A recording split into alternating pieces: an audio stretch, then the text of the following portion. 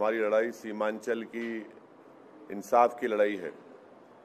वो अकेले हमारी लड़ाई नहीं है, ना हमारे 5 चंबल के, सीमांचल के पूरी जनता की लड़ाई हम लड़ रहे हैं। नीतीश कुमार खुद कमजोर हो चुके हैं। वो बीजेपी के बैसाखियों के सहारे पर मुख्यमंत्री बने बैठे हैं। हमको नीतीश कुमार से सिर्फ यही बोलना है कि आप सीमांचल से इंसाफ करिए, सीमांचल को स्पेशल स्टेटस दीजिए, पूर्णिया को बिहार का सेकंड कैपिटल बनाइए, पूर्णिया के एयरपोर्ट का काम करिए।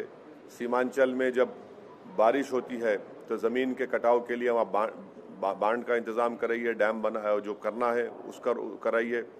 जो वहाँ पर डिग्री कॉलेजेस नहीं है उन डिग्री कॉलेजेस को खोलिए, एजुकेशन का इंतज़ाम करिए। हमारी लड़ाई सीमांचल की लड़ाई है। तो नीतीश कुमार से हम बहसती मुख्यमंत्री बोल रहे हैं, उनको करना चाहिए। और अगर नीतीश कुमार सीमांचल से इंसाफ नहीं करेंगे तो हम सीमांचल की जनता में हम जाकर खड़े हो जाएंगे और सीमांचल की जनता को लेकर हम प्रोटेस्ट करेंगे।